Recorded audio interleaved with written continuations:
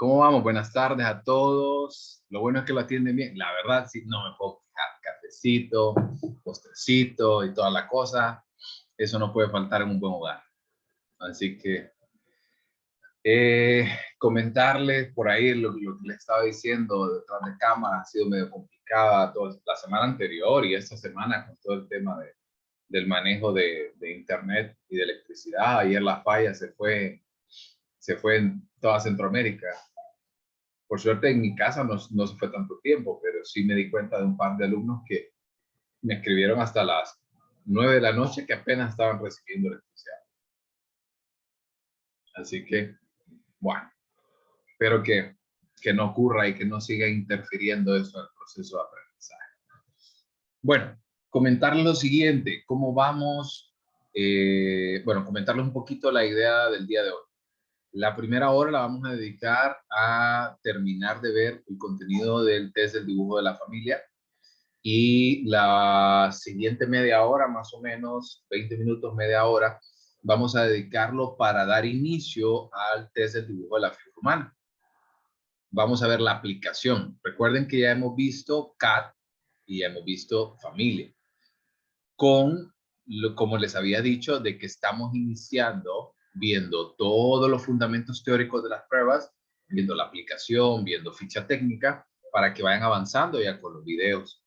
Entonces, el día de hoy terminamos de ver las aplicaciones para que vayan a trabajar ya en sus videos, porque tenemos hasta creo que es domingo 18, ¿cierto? Para entregar los videos. Hay Así suficiente es. tiempo. Entonces, vamos a tener cerca de un poquito más de 10 días para poder ir trabajando en esta actividad y ustedes vayan haciendo esta actividad. ¿Qué más? ¿Hay un límite de tiempo para cada video? No, yo creo que el video hay un tiempo de cerca de entre 3 a 4 minutos por prueba, más o menos. Pregunta Raquel que si el mismo día del examen o el examen se atrasa, el examen lo vamos a correr un poquito. Recuerden que no tenemos examen para la unidad 3. Esa es una gran ventaja que tenemos. O no se habían fijado, ¿verdad? Que no tenemos examen de unidad 3. No tenemos examen de unidad 3 porque para la unidad 3 lo que tenemos son los informes. Entonces, por eso decidí no colocar examen, porque realmente lo que vamos a ver en ese momento para la tercera unidad va a ser específicamente el tema de la elaboración del informe, la interpretación. Entonces, no hay mucho que evaluar ahí. Sin embargo, en la segunda unidad sí hay elementos importantes que evaluar, como todo el fundamento teórico. Vamos a ver un ejemplo para el video, sí. Se los voy a estar subiendo al campus. Por cierto, ya están subidos en el campus las dos carpetas que vamos a utilizar. Vieron en el caso de CAD, que es donde tenemos más información, está el manual y está un documento en Microsoft Publisher para que ustedes lo puedan ver. Ahí están las láminas, las 10. Incluso están en el tamaño adecuado para poder imprimir. Que conste, no les estoy dando luz verde para que apliquen en algún momento con esas láminas. Solo son literalmente para verlo, tocarlo, medio, pero no es para aplicar con un niño. Nunca vayan a hacer eso. Siempre tienen que conseguir la lámina, ¿verdad? Que tiene una textura distinta y tiene ya alineamientos específicos. Qué bueno que siempre yo grabo estos videos porque aquí queda la licencia, aquí queda la prueba de que yo como profesor les dije explícitamente jamás vayan a aplicar con esas láminas que les estoy enviando. Raquel. Sí, la metodología de la grabación del video, entonces sería así, ¿verdad? Como imaginando que hay una persona al otro lado de la pantalla, o cómo sería, debido a Sí. esto que no podemos como explicarle a las personas. Miren, la mejor respuesta que les puedo dar es como que usted fuera el profesor y yo soy el estudiante. Entonces usted me va a explicar a mí cómo yo debo de aplicar. ¿Sí? Como por ejemplo, bueno, el niño lo vamos a sentar en un espacio, ¿verdad? Un escritorio, que tenga las condiciones apropiadas, la iluminación, la ventilación, que esté libre de distracciones, etcétera, etcétera. Todos los elementos generales de las normas de aplicación. Y luego vamos a ver, por ejemplo, para CAD. Para CAD vamos a necesitar las 10 láminas, vamos a necesitar, en el caso de que el consentimiento informado tenga, el cliente acceda a que sea grabada la sesión, vamos a tener nuestra grabadora, y si no, vamos a tener lápiz y papel para poder transcribir la historia. Y la consigna es, ¿qué pasa si el niño solamente me describe la lámina? Le vamos a solicitar que por favor relate una historia, que nos diga qué pasó antes, qué pasó después, todo lo que nosotros llamamos. ¿Estamos? ¿Dudas? Les voy a pasar, no tengo ni un solo video, de DFH ni de familia, porque esta es la primera vez que yo doy psicodiagnóstico 1, pero tengo videos explicativos de las mediciones. Entonces les voy a pasar el que se parece más, Bender. Entonces les voy a pasar video como muestra. Una consulta. Entonces, en vez de simular una aplicación, nosotros vamos a explicar cómo se realiza la aplicación de la prueba. Exactamente. Ok, muchas gracias. Listo. ¿Ok? ¿Estamos? Perfecto. Entonces, iniciemos la presentación del día de hoy. Si quieren, pueden ir apagando sus cámaras. A ver, nos habíamos quedado por acá. Nos hemos quedado en el análisis del plano de contenido. Hasta acá, ¿todo claro con el tema de familia? ¿Todo bien? ¿Como que su vida dependiera de eso? No, ¿verdad? ¿Están seguros? No. ¿Les quedó todo claro? Los niveles, vamos a retomar aquí esta parte de los planos que nosotros vamos a ver para el análisis e interpretación del test del dibujo de la familia. Hemos hablado... ¿Sí? Una consulta con respecto a este test. En el video de la aplicación tenemos que poner, bueno, comentar todas las preguntas que salen en el test o no. Sí, todo. Ok, muchas gracias. A la orden. Incluso hoy vamos a ver el tema de aplicación del dibujo de la figura humana, versión Copics. Eso es algo importante, que ustedes entiendan cuál es la versión que vamos a utilizar, porque hay varias. En el caso, por ejemplo, nosotros en Psicodiagnóstico 1 vamos a ver versión Copics, pero hay versión Goodenough, hay versión Macover, que lo van a ver en Psicodiagnóstico 2, hay versión Goodenough Harris. Entonces, vamos a verlo eso en la presentación hoy, pero para irles adelantando un poquito. Entonces, habíamos hablado el primer plano, que era el plano gráfico. Estábamos hablando específicamente de la estructura y la forma de la ejecución del dibujo. Y dentro de este plano existen 5 puntos importantes. Recordemos que los puntos que nosotros estamos colocando de análisis son los puntos que se salen de la media o de lo esperado para el individuo. Por ejemplo, habíamos hablado de la fuerza del trazo, que habían 2 opciones de interpretación. Si en la interpretación fuerte está presente en el dibujo, indica individuos con pasiones poderosas, con audacia, con violencia, y un trazo débil puede indicar la delicadeza de sentimientos, timidez, inhibición de instinto. ¿Qué significa entonces un trazo que no es ni débil ni fuerte?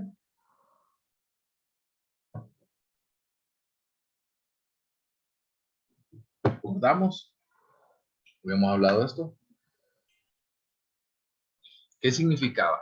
O por ejemplo, cuando nosotros estábamos viendo en el emplazamiento de la hoja, en los siguientes puntos, que hablábamos del plano gráfico, que hablábamos arriba, abajo y a izquierda o derecha, que hablábamos de los 4 cuadrantes. Entonces, si hablamos de que la interpretación no está, ¿verdad? Porque el individuo hizo, por ejemplo, aquí una fuerza de trazo apropiada, pues es lo esperado para el niño. Entonces, por eso, recuerden que hablábamos en el plano interpretativo que el individuo, cuando nosotros tenemos un dibujo que no es interpretable, es porque tiene análisis de contenido que está dentro de lo esperado para la prueba. ¿Estamos?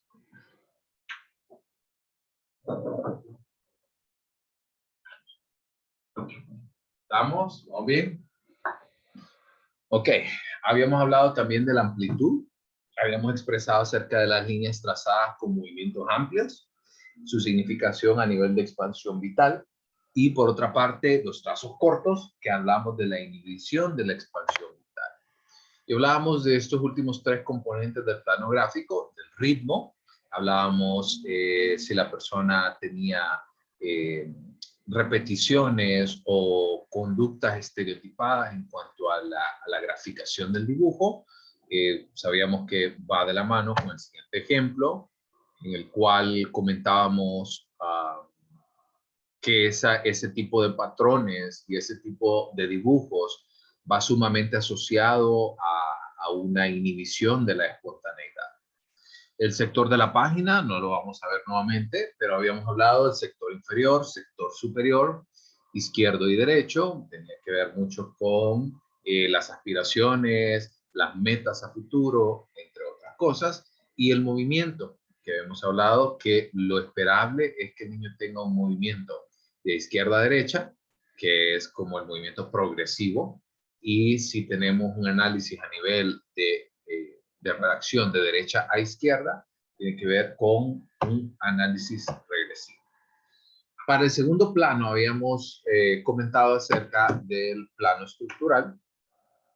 En el plano estructural hablábamos de dos tipos. El tipo sensorial, que tenía que ver mucho con individuos que generan dibujos que se salen de lo esperado, en el sentido que pueden dibujar otras figuras, objetos, otras personas, como este dibujo, que tenemos una casa, un sol, una nube. Y los tipos racionales, que son ya más asociados con niños que presentan dibujos más estereotipados y rítmicos, como los que vimos anteriormente. Si ustedes ven, el análisis coincide del tipo racional y el ritmo simétrico, que tiene que ver con la pérdida de la espontaneidad. ¿Estamos? Y por aquí nos habíamos quedado con el plano del contenido. Habíamos hablado que el plano del contenido se va a interpretar a partir de la consigna de la tarea. Recuerden que nosotros, la consigna es dibújame una familia, literalmente. Esa es una de las consignas aceptadas. Por ende, al darle esa oportunidad que el niño dibuje realmente lo que quiera y lo que considere apropiado para el dibujo, es donde se vuelve una tarea activa. Entonces, lo que refleja el niño en su dibujo es su mundo familiar, cómo él ve el mundo a través de sus ojos. Y en este tipo de dibujos nos vamos a encontrar defensas que van a operar de manera más activa.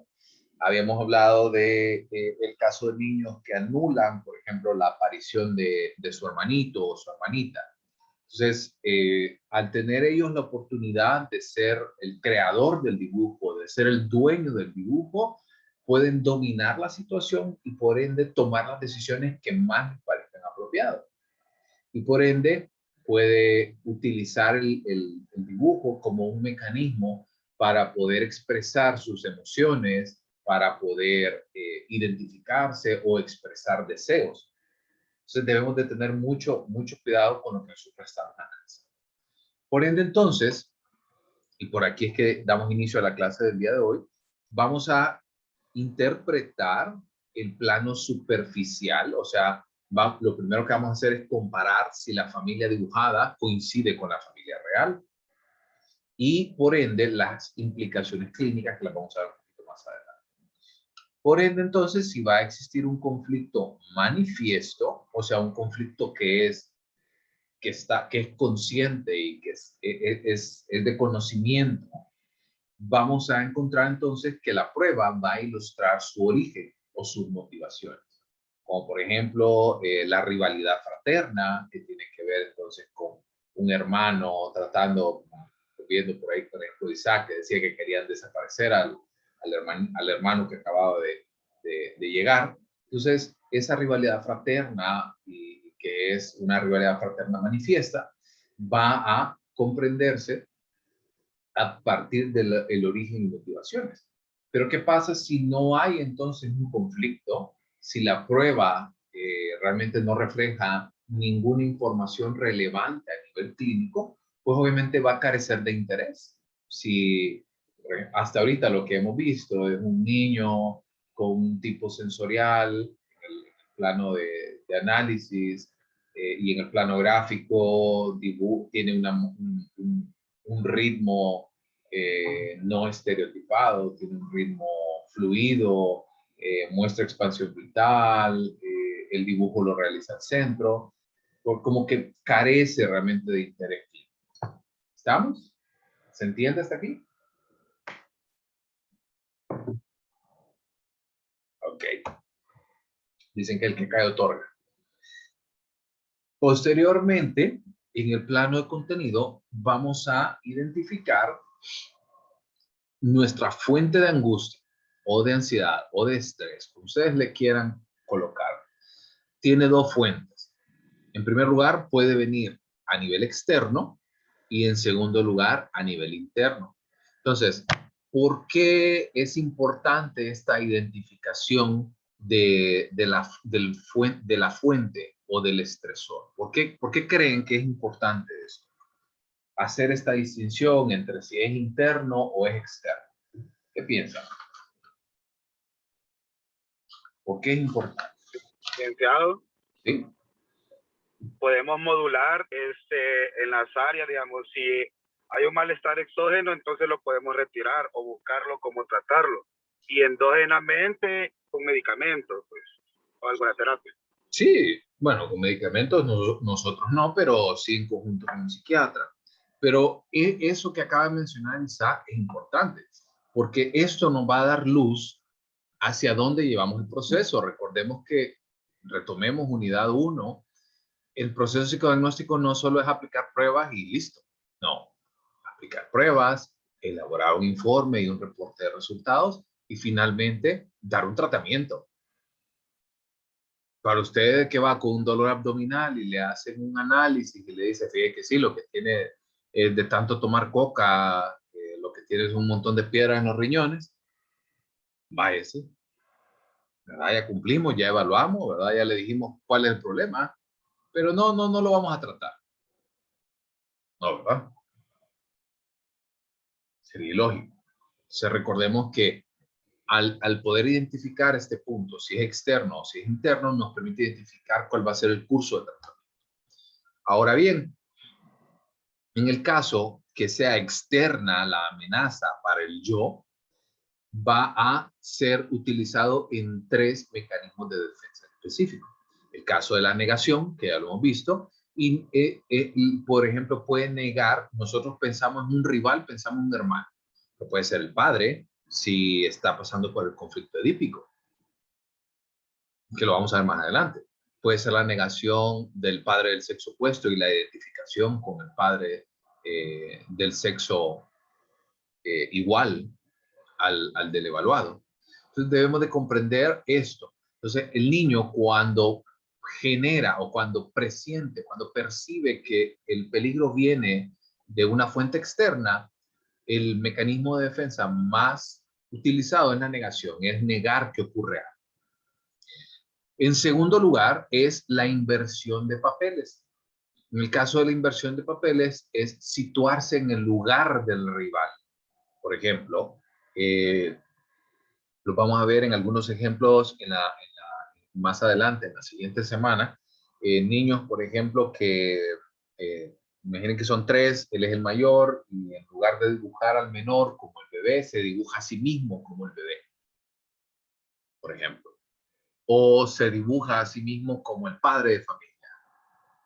Entonces debemos de comprender esta parte. Y posteriormente, la regresión, que es otro mecanismo de defensa, y lo que va a hacer es ocupar un lugar en etapas anteriores.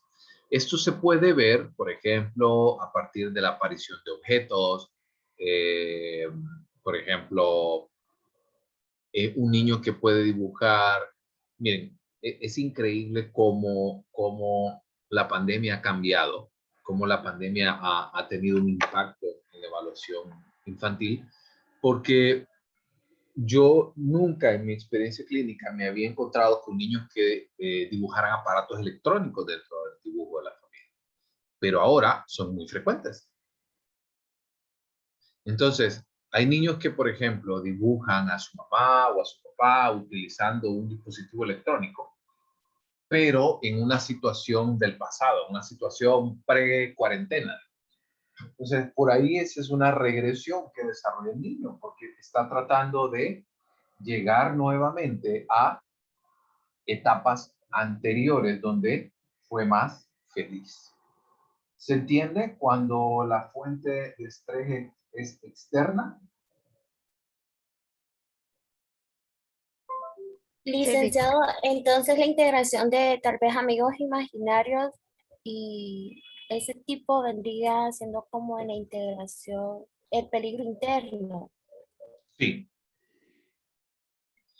Recuerden que ese es como un ejemplo genérico, porque detrás de la interpretación que nosotros le damos, el cuestionario que hacemos juega un papel vital, porque nosotros debemos de averiguar quién es esa persona. ¿Estamos? No sé si quedó respondida la pregunta. Sí, licenciado. Perfecto. Gracias. Alguien más abrió el micrófono, pero no alcancé a ver quién. Licenciado, ¿Camila? sí, tengo una duda yo con respecto a los dibujos.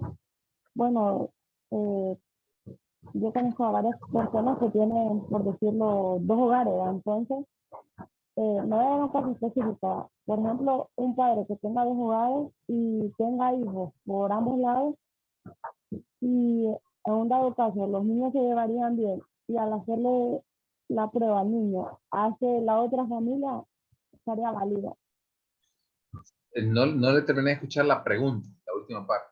Se escucha un poquito distorsionado, pero la pregunta, Vale, capté todo el contexto, que sería un niño que los padres se separaron y tiene dos familias y dibuja a la familia con la que menos tiene relación. ¿Así es? no, un dado caso sería que si dibujara ambas familias, por decirlo, integrarlas en una sola, entonces eso tendría alguna incidencia. No, porque recuerde que aquí la pregunta, la consigna para el niño es dibuje una familia.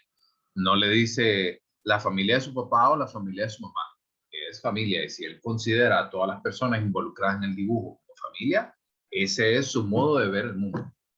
No es nada, no, o sea, no es malo ni bueno. Recordemos que lo que queremos entender en esta prueba son motivaciones y conflictos no resueltos. No sé si le quedó claro, Camila, antes de abrir la... ¿Sí? Creo que no me entendió, licenciado. Casi no le entiendo. No sé si tiene muy pegado el micrófono o soy yo. No sé, bueno, no sé qué es el internet, no sé si me escucha bien. A ver, es que se le escucha corrido, pero se escucha como si estuviera pegado al micrófono. Pero no estoy seguro. O no sé si solo soy yo. Entonces, lo voy a escribir mejor para que me Perfecto. trate de seguir. Mejor. Bien. Gracias, Camila. Raquel. Yo tengo una pregunta, pero más que todo, yo sé que tal vez no da con lo que estamos viendo ahorita, pero sin con la prueba, que usted en su ejerciendo la profesión, ¿verdad? Aquí en Latinoamérica, en Honduras también se conserva mucho la idea de la familia de abuelos, tías, Sí. mamá, papá. Entonces, ¿cuál es la mayoría de familia cuando usted le dice como que dibujen una familia, de verdad solo dibujan mamá, papá, hermanos? ¿O dibujan como que todos los abuelitos y toda esa esfera? Fíjese que eso va a depender de la visión del niño. Incluso, por ejemplo, yo me encontré con un caso que dibujó a los abuelos y no a los padres, por ejemplo. Entonces, cuando yo pregunto, hago el cuestionario, le pregunto quién es, pues son mis abuelos. ¿Y tu papá? No, porque ellos no están conmigo y no pasa conmigo. Entonces, quien lo estaba criando realmente eran los abuelos, por ejemplo. Entonces, vean rápido con la información que nosotros tenemos ahorita. La angustia, ¿de dónde viene? Viene externa. ¿Y qué decido hacer? Negar la existencia de los padres, por ejemplo.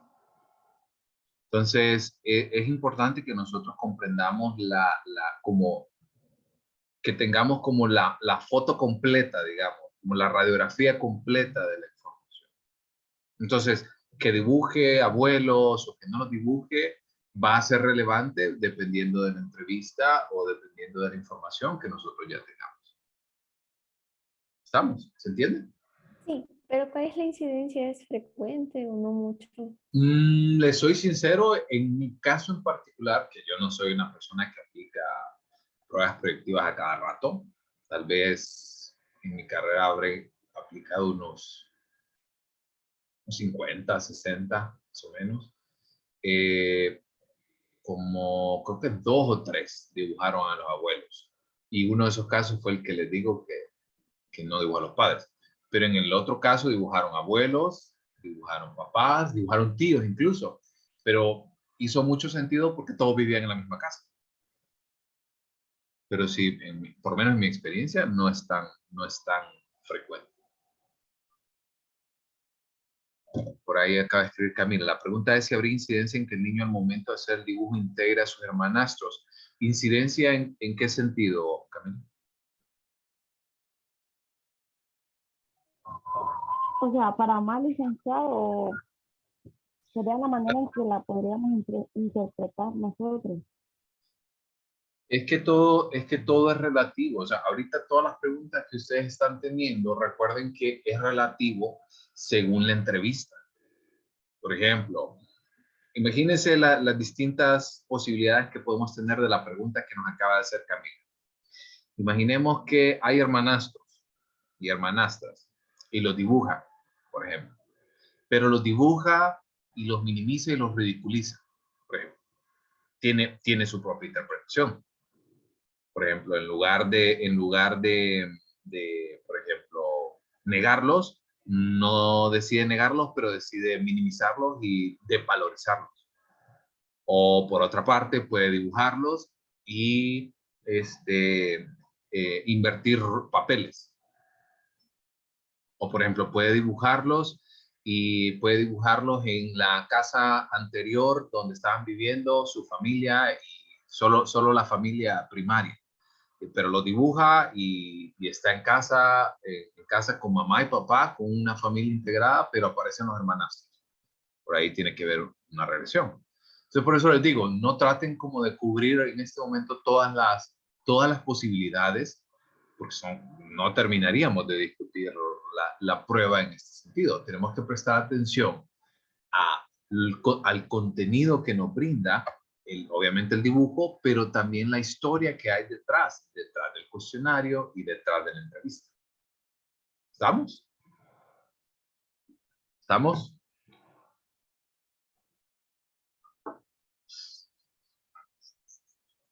¿Estamos? Vamos, Lick. Ok.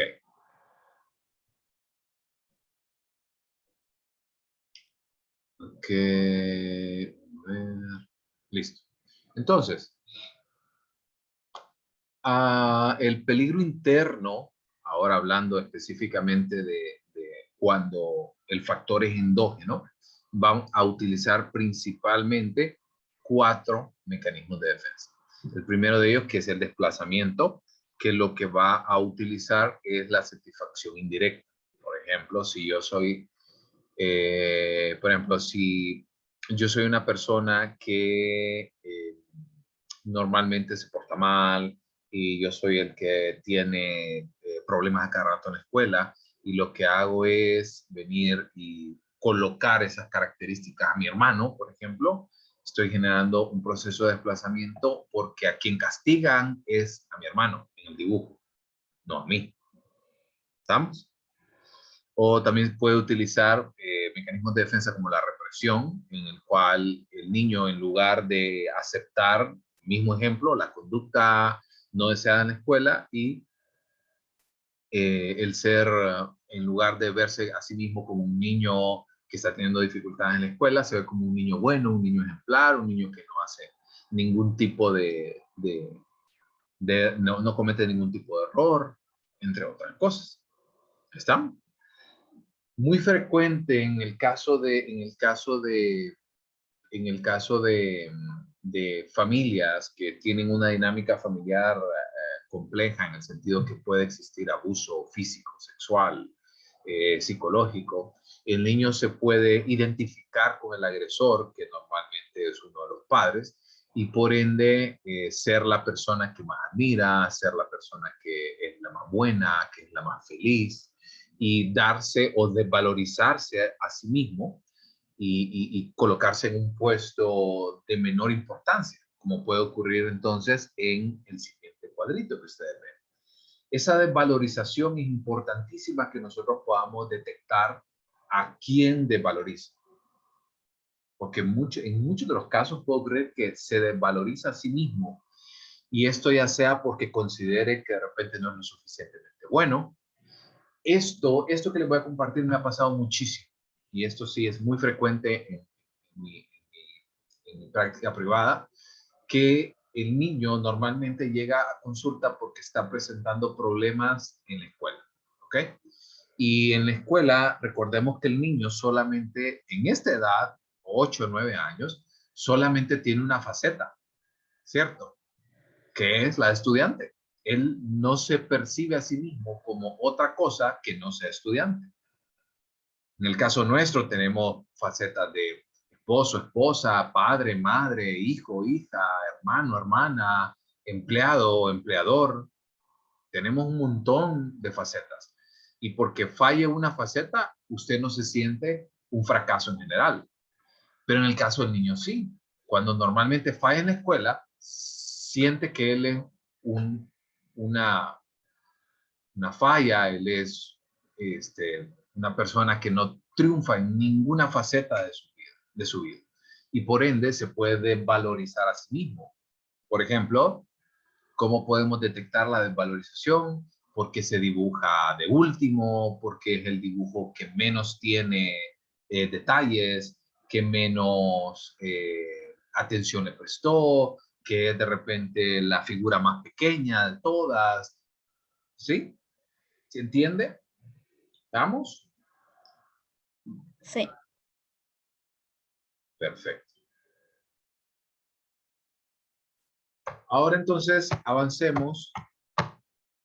Este dibujo ya lo hemos visto lo habíamos visto el martes anterior, que era el ejemplo del niño con negación del hermano menor. Y pasamos entonces al cuarto plano, que es el plano psicoanalítico.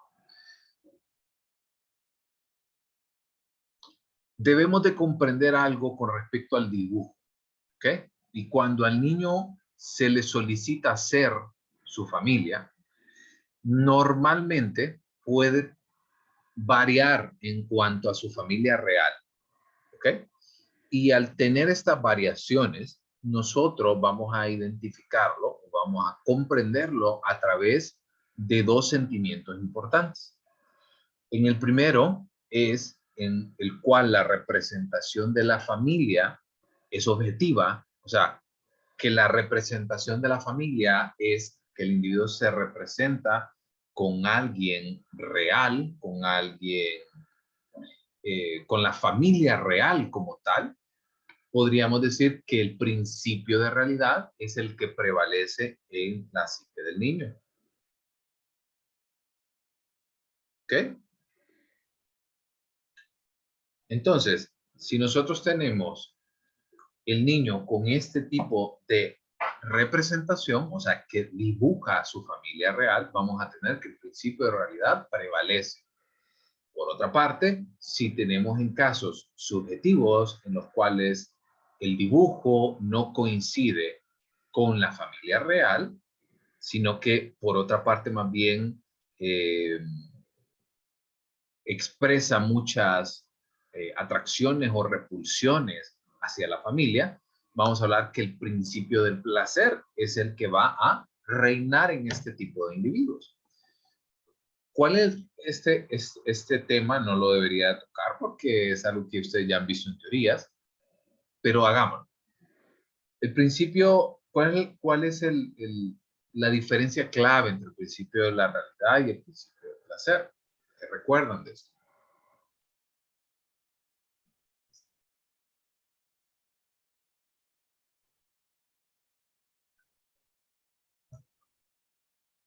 A ver, ponerlo a participar. Walter. Perdón, creo que en el principio de placer lo que se busca, como dice, es el placer, es la búsqueda de la satisfacción de las necesidades.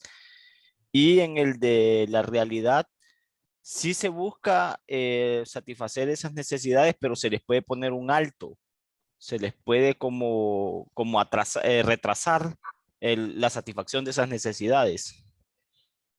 Exacto. Entonces, al tener nosotros el principio de realidad, vamos a tener un individuo que está regido por el yo, ¿sí?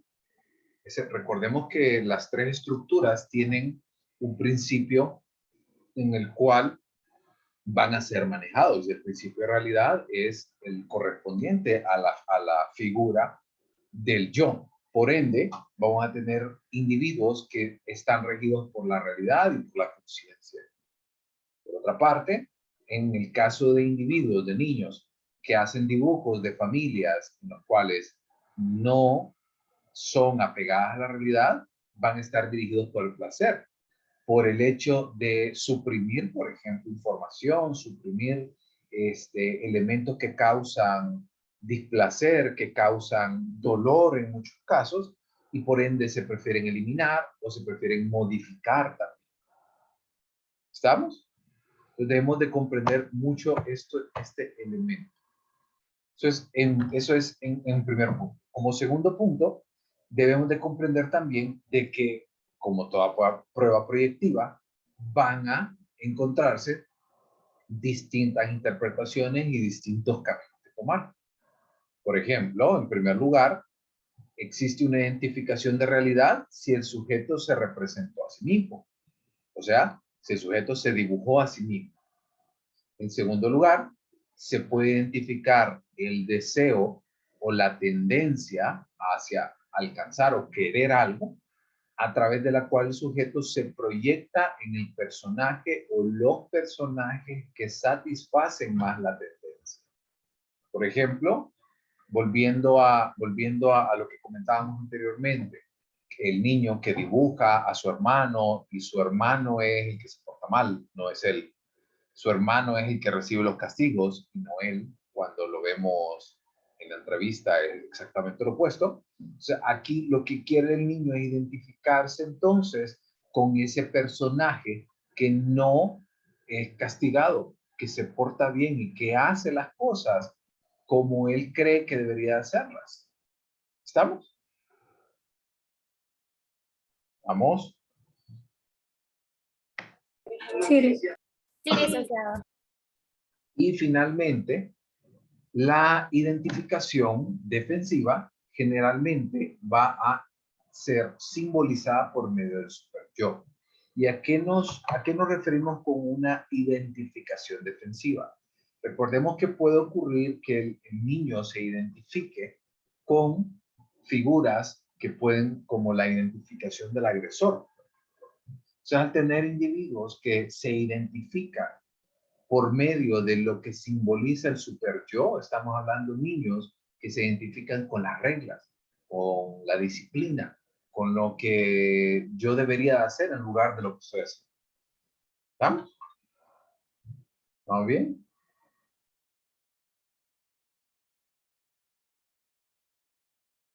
A ver. Okay. ¿Dudas en este plano 4, que es el plano psicoanalítico? Ok. Entonces,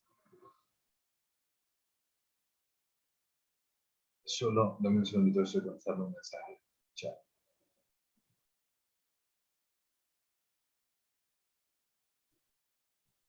En el caso de la interpretación clínica, que es el último plano. Nosotros vamos a ver. Espérenme, todos han estado viendo mi presentación. Sí, Link. Me asusté Sí, por se un ve, segundo. licenciado. Ok, me asusté por un segundo, pero iba a compartirles algo y no me apareció. Ok.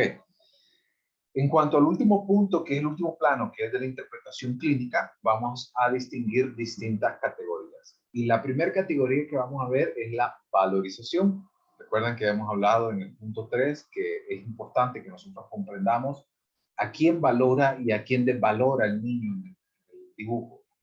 Entonces, en primer lugar, vamos a comprender que el individuo más importante, de nuevo, más importante. Aquí la figura importante es positiva o negativa. Puede ser a quien admire, a quien envidie o incluso a quien teme. Va a ser entonces la figura más importante y con quien se identifique conscientemente o no. O sea, se va a identificar sea consciente o inconscientemente, lo cual se va a manifestar en el proceso del dibujo de los personajes. Lo que les comentaba, ¿qué orden lleva el dibujo? Por eso es muy importante que dentro, por eso les comentaba el martes pasado dentro de la aplicación, nosotros debemos de ver cuáles son las figuras que dibuja, cuál es el orden que lleva, es un orden progresivo o regresivo. El personaje valorizado es dibujado en primer lugar porque el niño piensa antes en él y le presta mayor atención. Lo esperado es que el niño se dibuje a sí mismo, ¿ok? El niño se dibuja a sí mismo en primer lugar. No siempre ocurre, pero es lo esperado. En la gran mayoría de casos, el primer dibujo que se realiza empieza en la página, en la parte izquierda de la página. Por ende, recuerden que el elemento de progresión que va de izquierda a derecha sería el o la figura que tiene mayor valor para el niño. También se puede destacar, por ejemplo, tal vez no fue el primero que hizo, pero de repente fue el dibujo que tiene más tamaño, por ejemplo, que es el más grande. Obviamente hay algo, y esa parte es importante, lo que habla de guardar las proporciones. Imagínense, yo tengo un amigo que es bien grande, mide como 1,95 m, y la esposa mide como 1,60 m, ¿ok? Entonces, se lo voy a identificar en el dibujo, ¿no? Entonces, imaginemos que este es el piso, ¿no? Esto que ustedes están viendo es el piso. Entonces, cuando yo lo veo como en un plano, pues la figura de la mujer, digamos que es así. Y la figura del hombre es como así. ¿Estamos? Entonces, debemos de comprender esto de las proporciones, porque imaginemos lo que les acabo de leer. Si la figura más valorizada es la que tiene más tamaño, pues obviamente sería esta. Pero ¿y si es la realidad? Si realmente esta figura es así de grande con respecto a los demás. ¿Qué opinan? Licenciado, ¿Sí? hace algunos días, bueno, yo tengo 3 hijos, ¿verdad? Sí. Y hace algunos días mi hijo hizo un dibujo y dibujó la familia, nos dibujó a nosotros. Y casualmente hizo lo que usted está diciendo.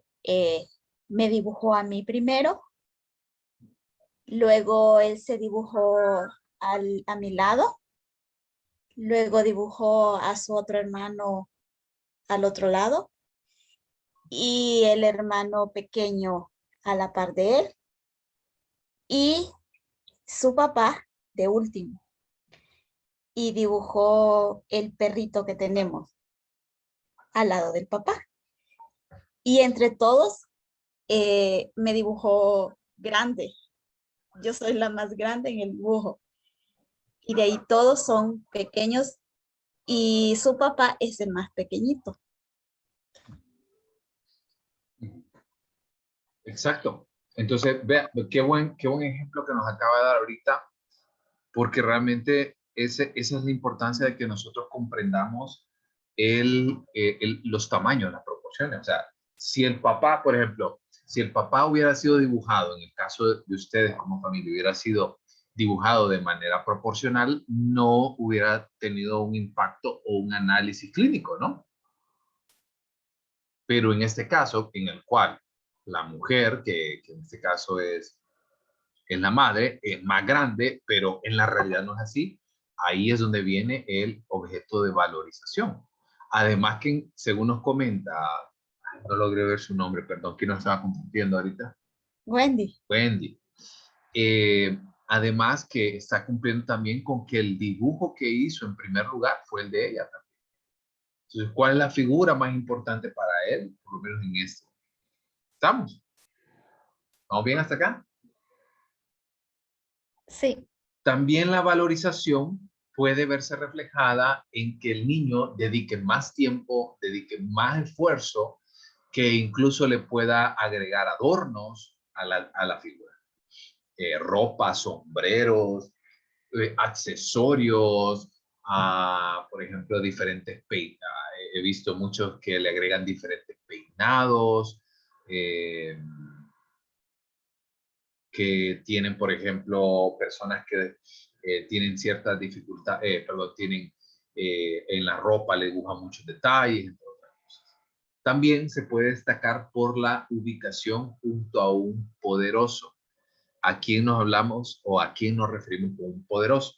Es una figura que es percibida como una figura de autoridad. Pueden ser los padres, en este caso, como hemos hablado en las familias latinas, los abuelos también pueden estar muy involucrados en esta situación.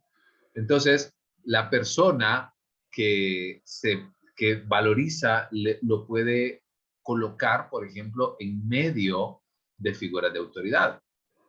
Imaginemos, por ejemplo, solo déjenme borrar.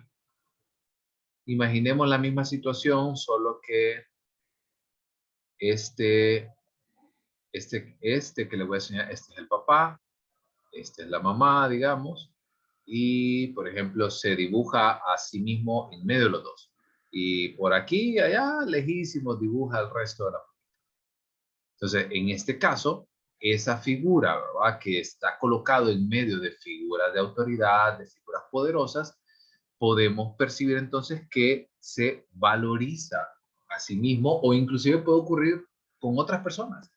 A lo mejor puede ser que se identifique con que este dibujo, esta figura en medio de las figuras poderosas, sea el hermano, por ejemplo. Entonces, valoriza al hermano. Puede ser que envidia al hermano. ¿Estamos? ¿Vamos bien? Sí. Perfecto. Y finalmente también puede ocupar una posición central, o sea, puede ocupar una posición en la cual se desarrolla como y se conoce como una posición de poder. ¿Vamos bien? Quiero que vean este ejemplo. Este ejemplo, miren, la figura es en la parte baja, lo que preguntaba Raquel, la aparición de abuelos. Entonces, por ejemplo, vean, mi papá, mi hermano, mi mamá, yo, mi abuela. Por ejemplo, vean, el dibujo presentó un proceso de, perdón, un dibujo con un orden progresivo. Se empezó por el papá.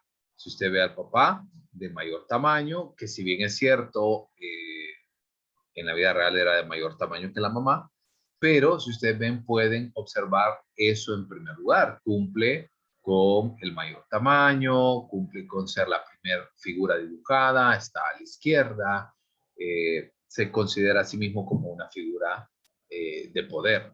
Por ahí, ahora vean el ejemplo que acabamos de hablar, el hermano en medio de las dos figuras de poder y él a un extremo, como fuera de esa familia. ¿Estamos? ¿Se entiende?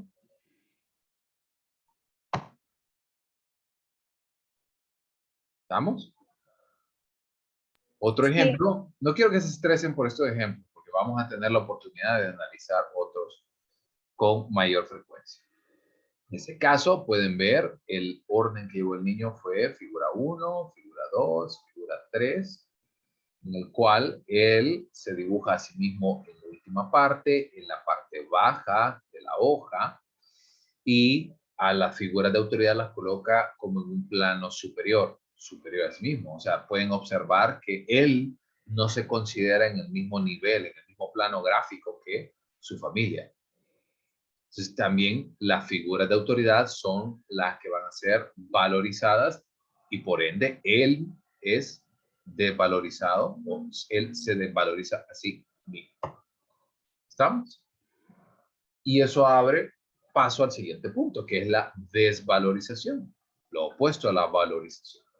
Entonces, en la desvalorización vamos a, o consiste en negar la realidad a la cual el sujeto no puede adaptarse, lo cual se manifiesta a través de la supresión de uno de los miembros de la familia o alguna parte de ellos, lo que hemos hablado anteriormente.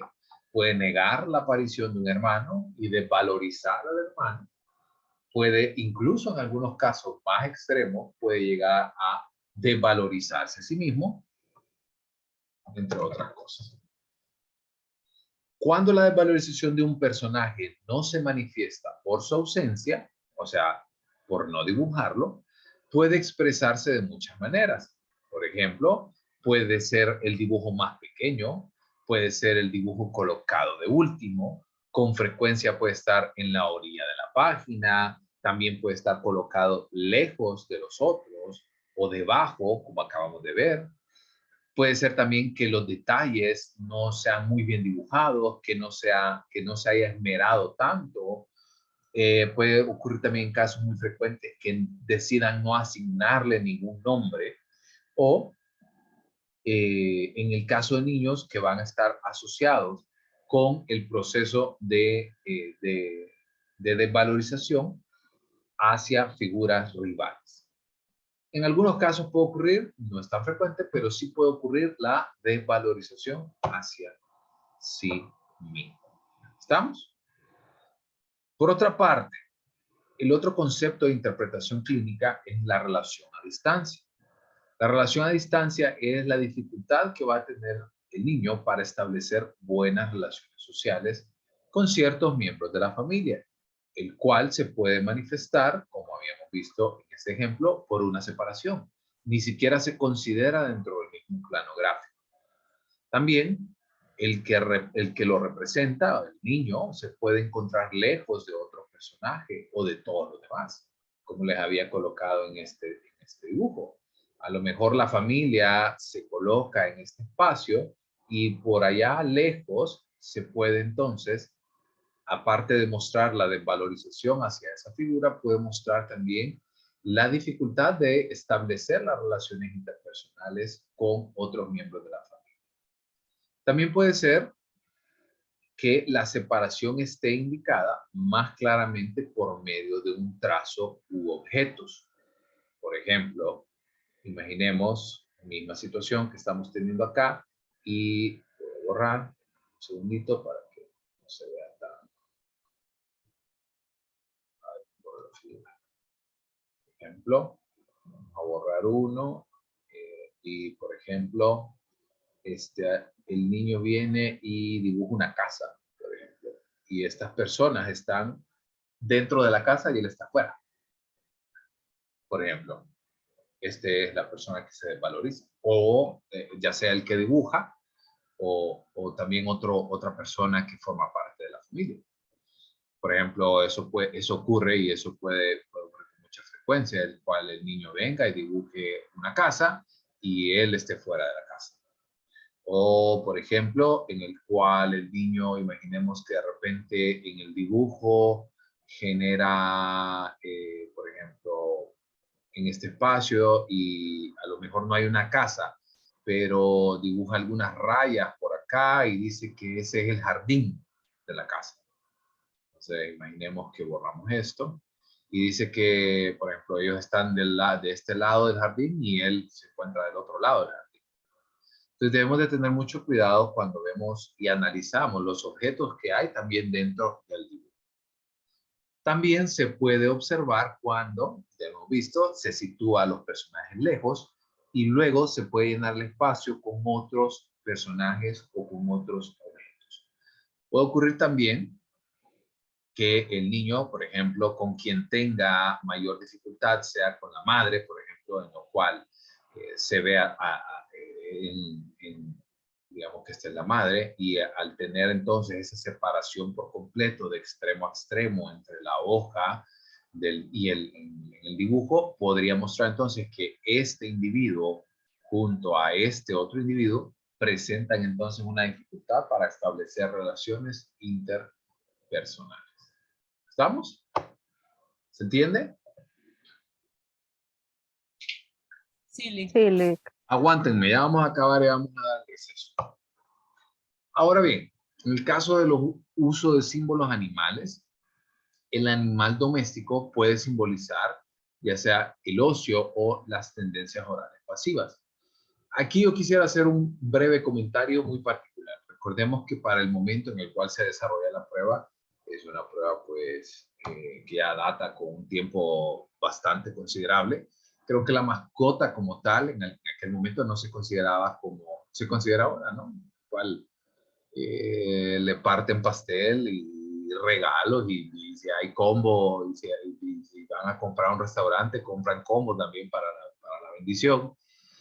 Quiero mostrarles por lo menos este marco de referencia alterno, o sea que también puedan considerar la aparición de un animal doméstico en este sentido, pero lo importante de este punto es comprender el rol de esa mascota dentro de la familia.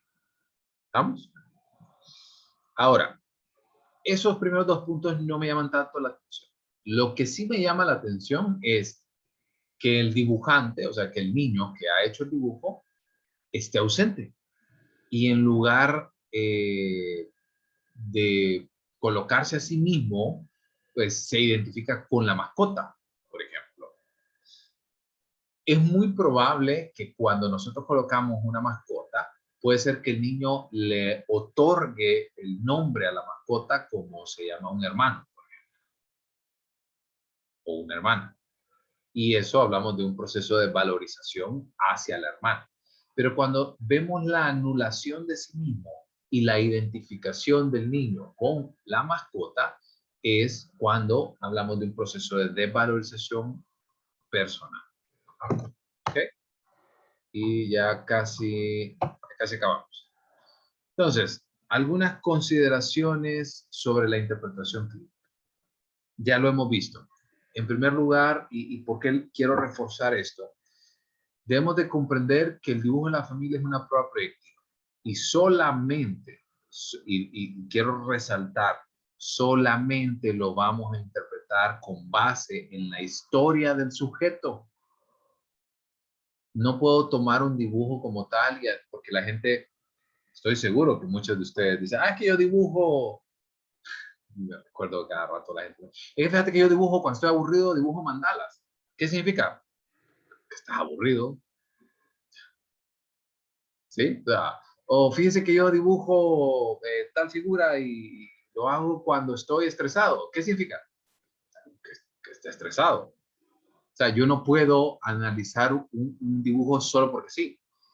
La interpretación y el análisis de esas pruebas vienen respaldados por la entrevista clínica, bien respaldados por la relación con otras técnicas, otras pruebas psicológicas. Entonces, si yo no tengo un contexto con el cual interpretarlo, no va a servir, no va a tener la potencialidad que debería tener.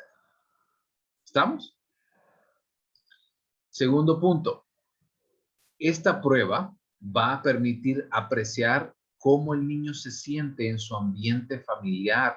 Recordemos esto. Es cómo se siente. El niño no nace en un vacío. El niño está en un punto en el mundo.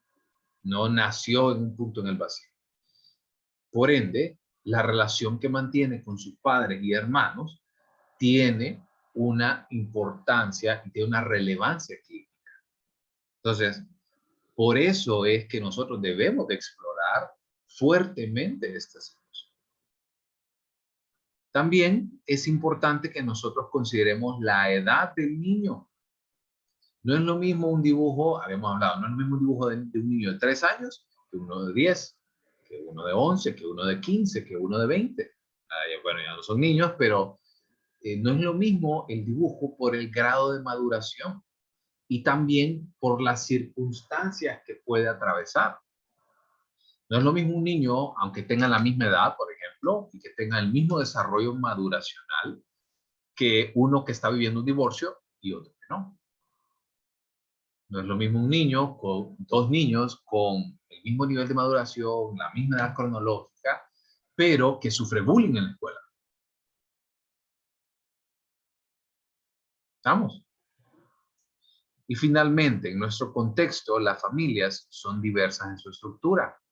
Lo que hablábamos, puede haber abuelas, abuelos, cuñados, cuñadas, tíos, tías, primos, primas, qué sé yo. La estructura familiar en nuestra cultura es bien amplia. Por ende, entonces, puede ser que en algunas ocasiones se pueda hacer el dibujo de la familia extendida. Y esto va a ser sumamente lógico y esperable para la edad del niño y para la situación actual que vive. Así como también puede ocurrir que también es un tema muy frecuente en el cual el padre, principalmente el padre, abandona a la familia. Y viene el niño entonces y pues no lo considera a sí mismo, no se dibuja, perdón, estaba leyendo al mismo tiempo el chat de Walter, perdón, ya voy a salir con eso. Entonces, que no dibuja al padre, pues se entiende, ¿no? Porque no está. Y no es que lo desvaloriza, sino que simplemente no está. Estamos. Pregunta Walter, ¿qué pasa si el niño se dibuja 2 veces? Estaríamos hablando de un proceso de valorización para sí mismo. Pero tenemos que identificar también cuando el niño, por qué motivo lo hace y si es que está suprimiendo a otra figura. ¿Estamos? Y por ejemplo acá, este es un ejemplo de una familia de índole monoparental que acabamos de hablar. En este dibujo no había padre. Podrían decirme con lo que acabamos de ver, pues, bueno, entonces es una desvalorización hacia la figura paterna, ¿no? Que papá no estaba, nunca, ni siquiera lo conoció. Entonces debemos de, por eso les digo, el dibujo se interpreta con su historia, con su entrevista, con la información que nos revela el cliente. Yo a usted, por ejemplo, si le diera el caso clínico que van a trabajar y no le diera contexto, de nada sirve. Va a hacer un análisis muy, digamos, como muy puntual en esta situación con respecto a poder realmente llegar a este análisis puntual. Por ahí me escriben que Dana es muy chiquita. Sí, pero ella era la más chiquita. Y en el caso de esta familia que ustedes ven, el niño era el niño, se llama Freddy, y la mamá era una familia monoparental que tenían viviendo a una prima, que es Micaela. Entonces, tenemos que comprender esta parte, tenemos que comprender el contexto. No puedo comprender el dibujo si no tengo un contexto. Y esta creo que es la última diapositiva. ¿Ok? Los conflictos que nosotros hemos hablado. Hemos hablado de las rivalidades fraternas, en las cuales el niño, por ejemplo, puede presentar reacciones manifiestamente agresivas, por ejemplo, dañar o agredir a un familiar. Puede también ser reacciones agresivas indirectas, en las cuales se elimina al rival, o el dibujo elimina, por ejemplo, al niño, o el dibujo no está presente, o lo desvaloriza, ¿sí? Eso ya lo hemos visto. También las reacciones agresivas asumidas por un animal, por ejemplo, la aparición de un animal y la identificación de este niño con, si ustedes ven, dice ahí la palabra no, el animal está mordiendo al individuo y es una forma muy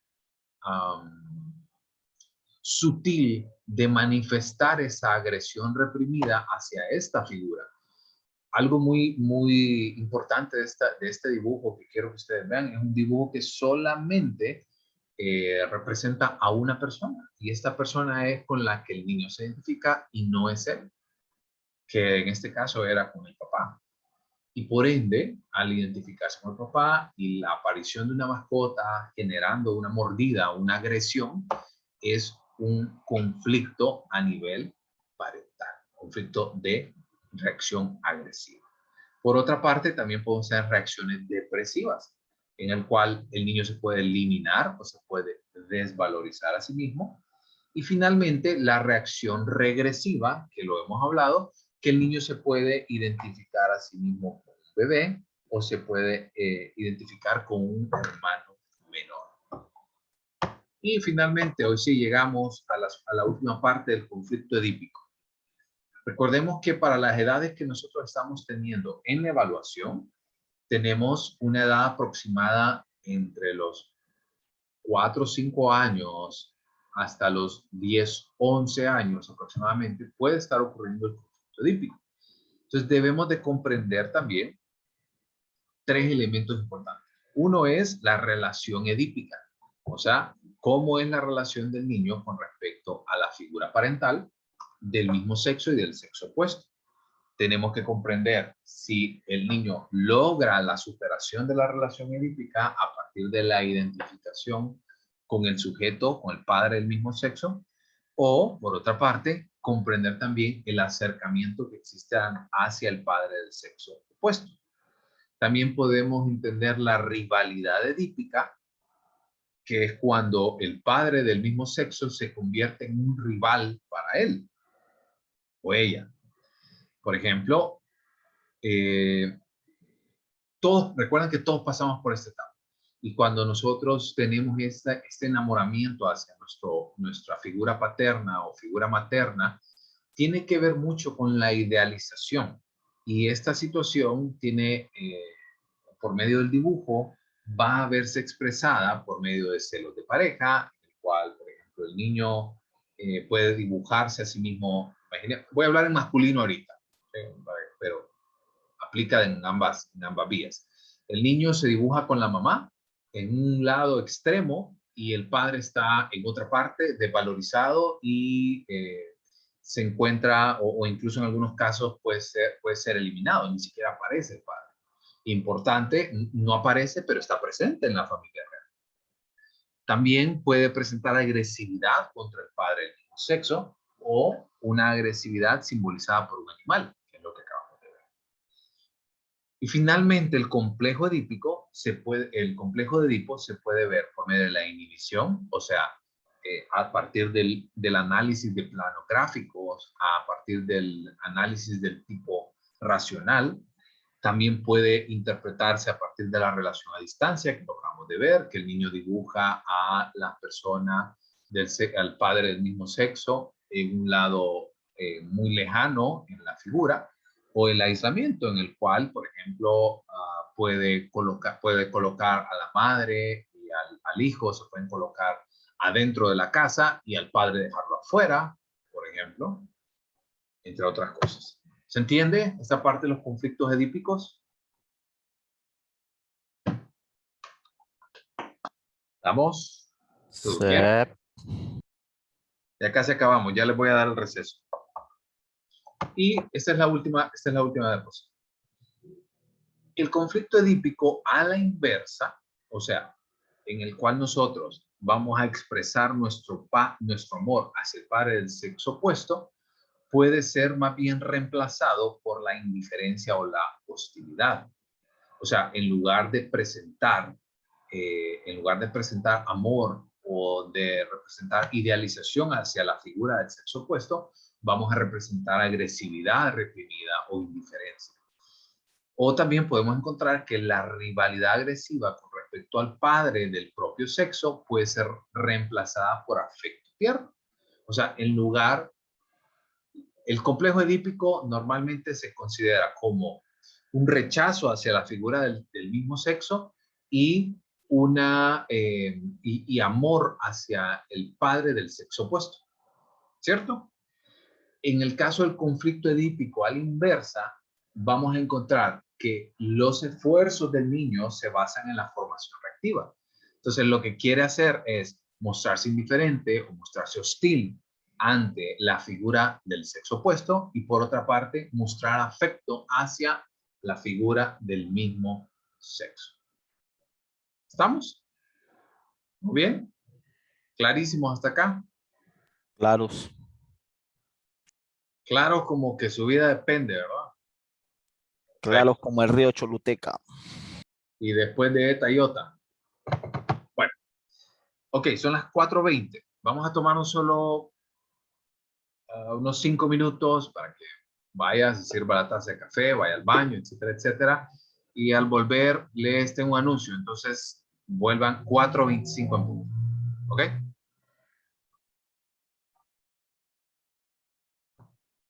Ok. Bueno, continuemos. Antes de avanzar, les tengo un anuncio parroquial. Y les quiero abrir la oportunidad a Raquel, que tiene un mensaje de suma importancia para ustedes. Se va a casar, compañera. No, y no está en mi lista de deseos. Ok. Buenas tardes a todos. Bueno, yo soy Raquel Mejía, ahí se puede Mucho ver mi nombre. gusto. Mucho gusto. Yo soy integrante de la CEIP. Por si ustedes no han escuchado, la CEIP es la Sociedad Estudiantil de Investigación en Psicología. Obviamente es perteneciente a la carrera, ¿verdad? Es de la Universidad Autónoma de Honduras.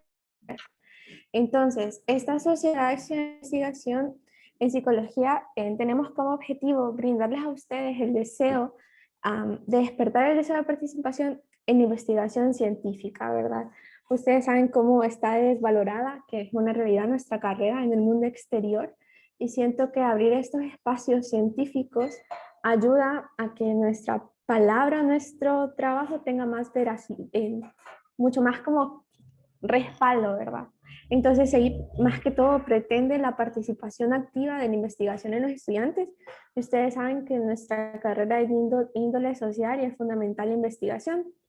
En este caso, la CEI promociona todas estas cosas a partir de asesorías, a partir de investigaciones, de talleres, de repaso de las clases de métodos, más que todo en las clases del licenciado Rolando Ardón. No sé si han llevado clases con él. Bueno, en este caso yo tengo el placer de invitarles al taller de normas APA, que se va a llevar a cabo este sábado a las 8 de la mañana hasta las 12 del mediodía. La buena y estas cosas duran mucho. Si ustedes se inscribieron, ¿verdad?, al taller, pueden estar como 2 horas o 1 o todas, pero si algún caso no se puede dar, siempre les pido el correo para pasarles la grabación del taller, ¿verdad?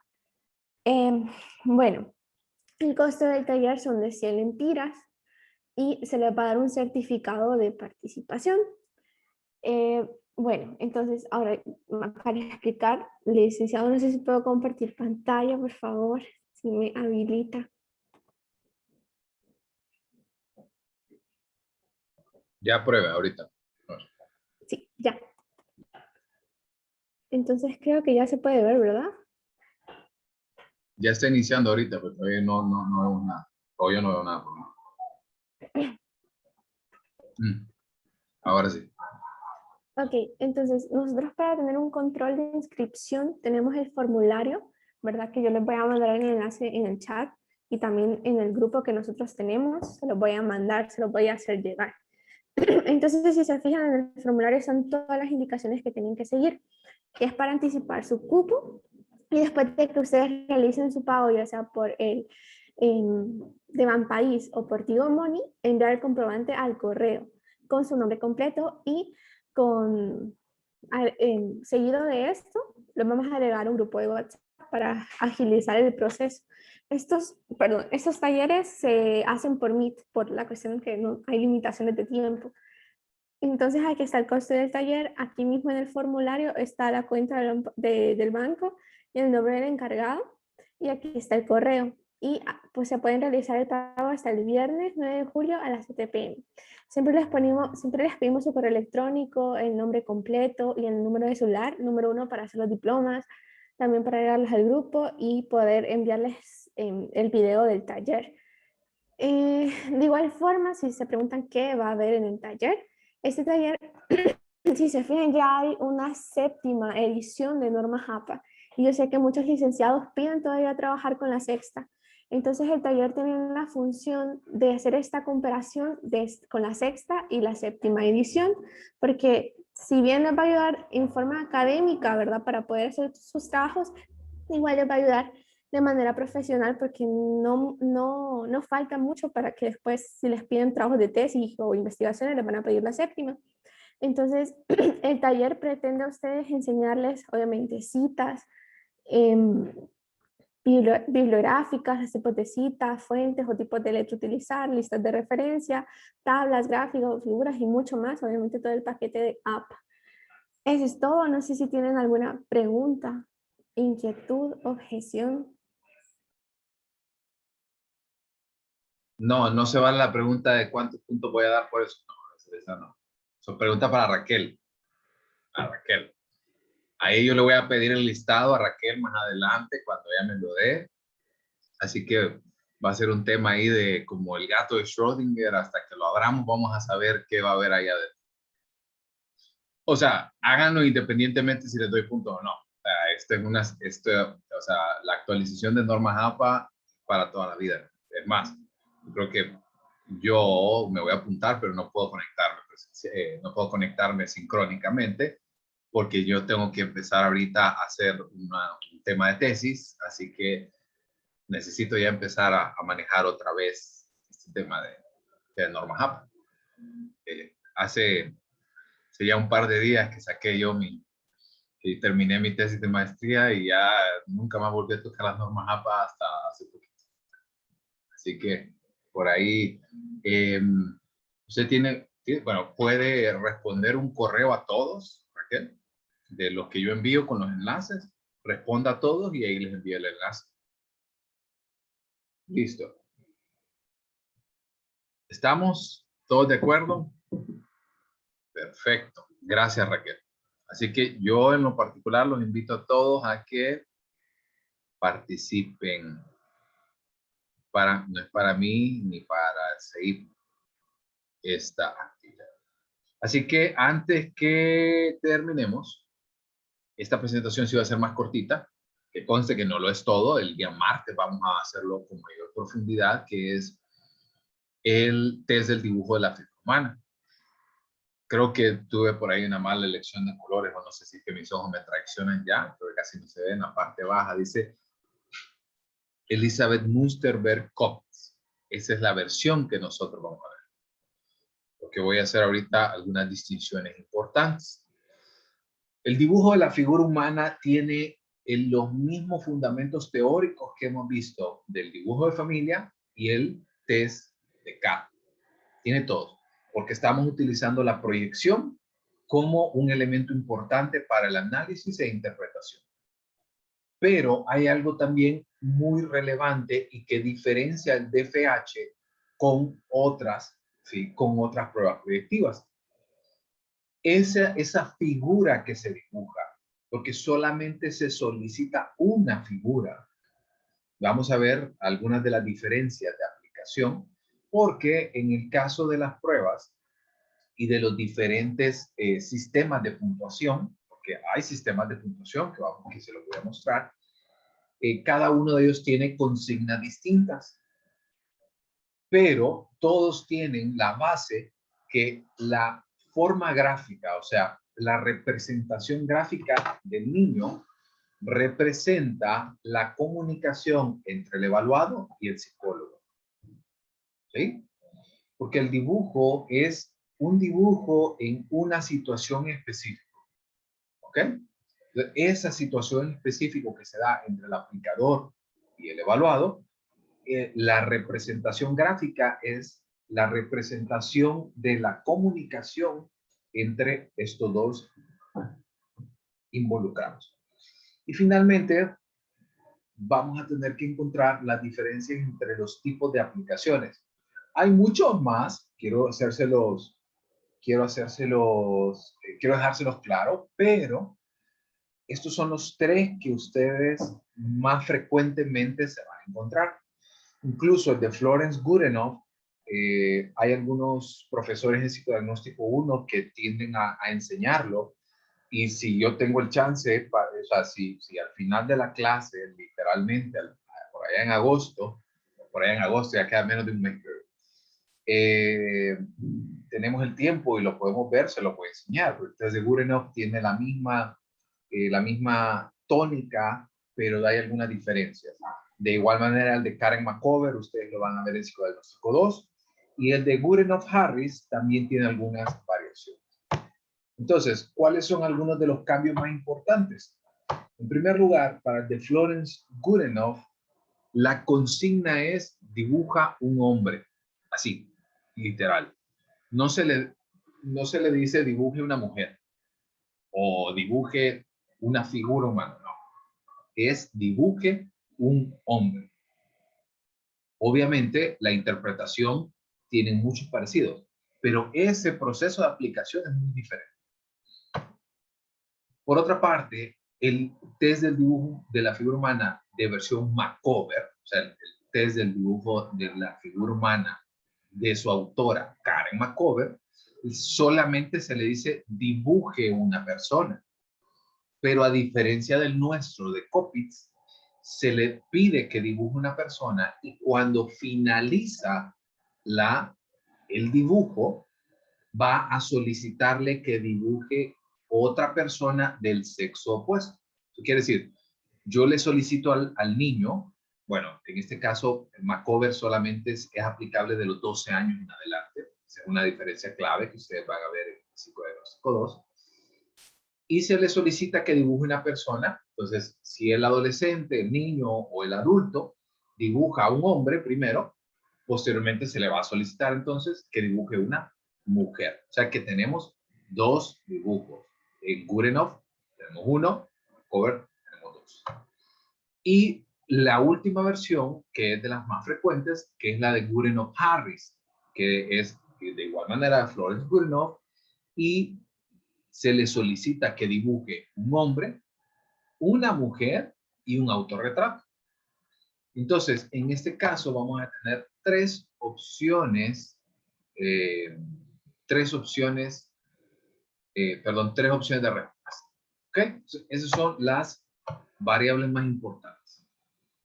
Ahora bien, la estructura del dibujo del niño va a estar influenciada por la edad y por el nivel maduracional. Aquí tomamos en cuenta la edad cronológica, pero también la edad maduracional. Y eso es la estructura. Eso quiere decir, por ejemplo, vamos a ver la siguiente clase, el proceso evolutivo que tiene el dibujo del niño. Pasar desde los garabatos hasta la utilización de formas geométricas, los procesos de preesquematización, hasta el dibujo formal. Entonces, eso lo vamos a ver. Quiero que se estresen. Eso en cuanto a la estructura del dibujo. Y por otra parte, el estilo del dibujo, eso quiere decir no solamente la estructura como tal, o sea, no solamente el cuerpo, sino la aparición, por ejemplo, de dedos, pero dedos puntiagudos, dedos redondeados, o por ejemplo, pelo puntiagudo, o pelo liso, pelo largo, pelo corto. Todo esto tiene que ver con el proceso del estilo del dibujo, o sea, del análisis ya del estilo del dibujo. Y aquí esto va a reflejar actitudes o las preocupaciones más importantes en ese momento en el cual se está aplicando. Y para ir terminando, porque eso es lo último que vamos a ver antes de finalizar el día de hoy, vamos a ver los materiales que vamos a necesitar. En primer lugar, los materiales son los mismos que vimos para dibujo el test del dibujo de la foto. El lápiz, como les dije, preferiblemente en su manual usted va a encontrar lo que le dice lápiz con borrador. Yo en lo particular no soy muy proclive a utilizar lápiz con borrador por lo que les había comentado anteriormente, tienden a ser de baja calidad y pueden estropear un poco el dibujo. De que sea un lápiz sin borrador, en la parte alta, pero sí se le facilita un borrador. Hojas blancas, al igual como vimos en Bender, como vimos en el test del dibujo de la familia, no se le ofrecen, pero está a la vista, y también un sacapuntas. La edad de aplicación va a ir entre los 5 y los 12 años. De nuevo, la versión Copics, la que estamos viendo, Macover es de los 12 años en adelante, Goodenough tiene también algunas variaciones que va de los 4 a los 11 años, entonces Copics, recuerden que esa es la que estamos viendo, test del dibujo de la figura humana, Copics. Y la consigna, algo importante. Esas letras que ustedes ven en alto, en mayúscula, hice algunas variaciones en cuanto a lo que me dice el manual y a lo que me habla y a lo que nosotros como cultura podemos entender. Entonces, como tal, la expresión, la consigna completa es, quiero que en esta hoja dibujes una persona entera o completa. ¿Por qué les pongo estas dos opciones? Porque si usted me pregunta a mí, si me dice entera, puede ser interpretada de una manera y completa otra. Por ejemplo, para alguien entero, puede ser entero, o sea, literalmente todo el cuerpo. O para otra persona puede ser de la cintura hacia arriba y está entero de ahí para arriba.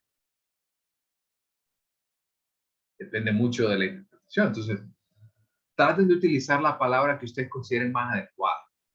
Yo en lo particular utilizo una figura, una persona completa. Yo sin preguntar.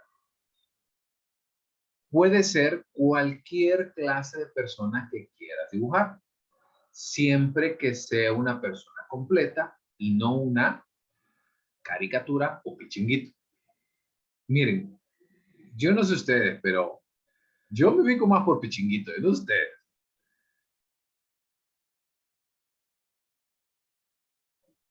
O sea, porque es un tema cultural. Caricatura, no, yo recuerdo cuando yo estaba pequeño, uno decía, voy a ver caricaturas. No, voy a ver pichinguitos. ¿Sí o no? Sí, aunque ahora los niños lo utilizan mucho por la influencia de la televisión. Lo anglosajón. O sea, por eso les doy las dos opciones. Tenemos que saber cuándo utilizar cada una. Y finalmente, la última parte de la consigna es que esa figura no puede ser ni caricatura, ni pichinguitos, ni tampoco una figura hecha con palitos. ¿Y a qué nos referimos una figura hecha con palitos? De este tipo. Ese tipo de dibujo no es aceptado en dibujo de la figura humana. Sin embargo, sí es aceptado en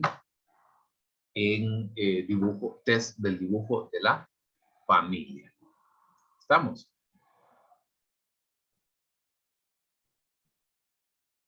¿Muy bien? Ok. Y con eso terminamos. Como ya son las 4:45. ¿Estamos? ¿Vamos bien? Y ese es el proceso de aplicación. Quiero comentarles lo siguiente. En la carpeta del test del dibujo de familia les coloqué 3 manuales distintos. Son manuales cortos. Un manual tiene como 24 páginas, otro tiene como 19. Y quiero que vean porque hay distintas opciones de aplicación. O sea, esencialmente todas son iguales. Pueden mostrar algunas variaciones en palabras, pero véanlo, revísenlo y háganlo con háganla con la consigna que ustedes se sientan más cómodos. ¿Estamos? ¿Todo bien? ¿Estamos? Sí, Perfecto. Ok. Entonces, con eso cerramos la parte de aplicación. El día martes continuamos con dibujo de la figura humana. Vayan avanzando, vayan leyendo. Ya creo que entre hoy y mañana voy a subir la carpeta del test del dibujo de la figura humana para que lo vayan leyendo también. Y vamos a empezar la siguiente semana ya con el proceso de análisis. Análisis, cómo se califica, cuáles son los puntos más importantes y hacia dónde lo queremos. ¿Ok? Bueno, jóvenes, pórtense bien, feliz fin de semana. Nos vemos el... Gracias, igual. Gracias. Gracias.